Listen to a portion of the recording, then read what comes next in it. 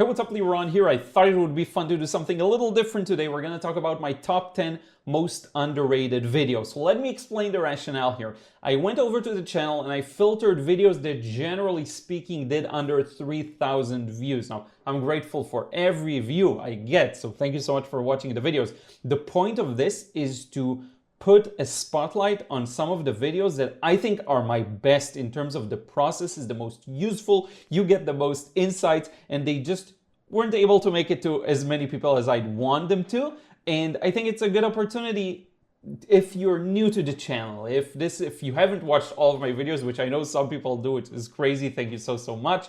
This is an opportunity for you to discover those. Now, for those people who watch 100% all of my videos, thank you so much. You can skip this one, but in any case, let's get started. At number 10, we have this one, Vibrant Watercolors, how to achieve them fully a la prima process, no pencil lines whatsoever. Now, you may remember this one because it's fairly recent. If you missed it, I highly recommend you check it out. There's something really cool that happens there around the latter third of the video where I add this wash of the ground, the golden glow, and it just looks so good, okay? Now you want to stay tuned because I think the number 1, 2, and 3, you're gonna like them. So this is number 10. Let's move on to number 9, which is how to pull viewers into your scene. Now, this video, I wouldn't say it's my best process necessarily, but there is a quality to it that it has this old feel to it, and I think if you're trying to make work that looks maybe a little more nuanced, a little more polished, a little more like the old masters, again, not that I claim that this is necessarily like that, of course, I have a lot to learn. This is a bit of an older video, not super old though, maybe 2 years or so, a year and a half. I think there's a lot of insights there on how I mix the colors and how I make the process more effective, easier to do. If you're struggling with building your process, I think you'll find this one very interesting. Let's move on to number 8, Brooklyn Bridge. This is the full process. So this is, I think to this day, I would say it's one of my more interesting paintings in terms of the details and how I paint them. There's the full process here of how I painted this. I recently redid this scene in gouache, but with a different variation of the cars. But I must say, this video is totally worth the watch. It's the full process. You get to see everything. It's long. It's about 40 minutes or so, I think. And it's very information packed. You get to see me build this scene that looks quite realistic, especially from afar, but it's still simplified. It's that impressionistic look. On to number 7. This is a fairly recent one, but because it only got like 3,000 views or something like that, I painted this with no pencil lines, again, whatsoever, a complete scene. Now, some of you have watched the live stream. It is true that this is from a live stream, but the live stream itself didn't get that many views. So I think all in all, it has maybe 3,000, 4,000 views. The bottom line is a lot of people who watch my videos have missed this one. I highly recommend you check it out. If you feel like you're sometimes stifled by your pencil lines, which I have that experience from time to time. You can completely ditch those. You don't have to use them at all and still get a wonderful result. It's gonna blow your mind. So I highly recommend you check that out. Let's move on to number 6, draw without knowing how to draw. Actually, if you're mostly into watercolor, but you're trying to improve the drawing side of things, you must watch this video. I actually snipped it from a course, if I'm not mistaken. I don't even remember. This has been at least 2 or 3 years ago. This one will show you how to build something that looks three-dimensional without knowing how to draw, without having any skills per se, but rather using your observation. Now, will you get as good result as I do? No, because it will take time maybe to build a bit of the technical skill, but the technical skill isn't the thing that's blocking you. And in this one, I'm gonna unpack the thing that does block most people and how to get over it and get a beautiful result, even if you have barely any drawing experience. So check that out. Now on to, if you're following it, number 5, I'll probably have the text somewhere here.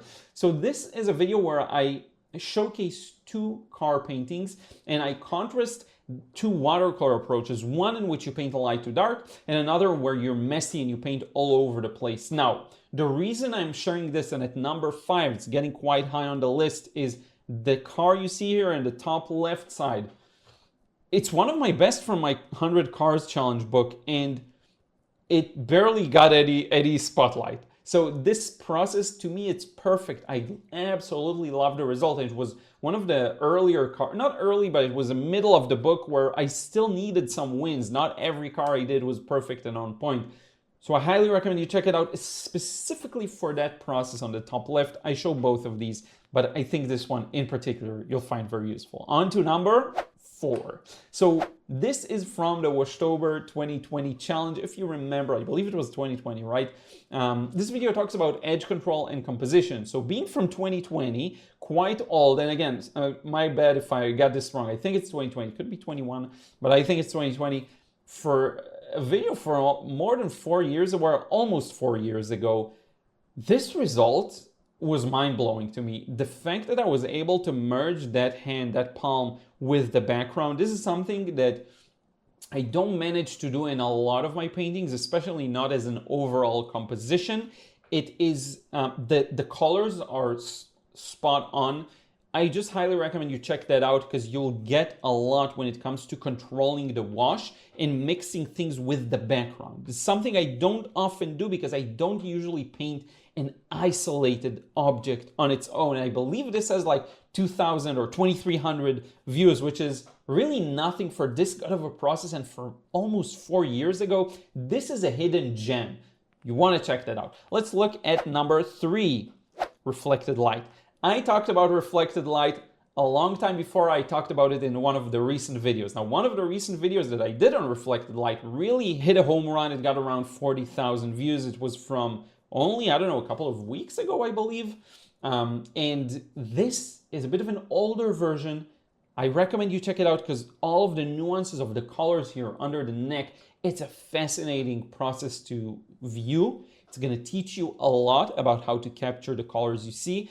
And to this day, I love this video. This is a video I personally enjoy just watching. And I can't watch most of my videos because it's me. This one and pretty much all the videos on this list are gems that I enjoy watching. And this one in particular has that quality to it. I don't often manage to catch reflected light so well. So I highly recommend you check it out. On to number 2 is this one, the most effective watercolor painting technique. Now, this process was done with complete immersion. It's a fairly recent video, but it still got quite a few views. And again, I'm not doing this to increase the views on these videos. I'm doing this because I think quality of process and result, this should be in the tens of thousands of views at least. And if you missed it, I highly recommend you check it out.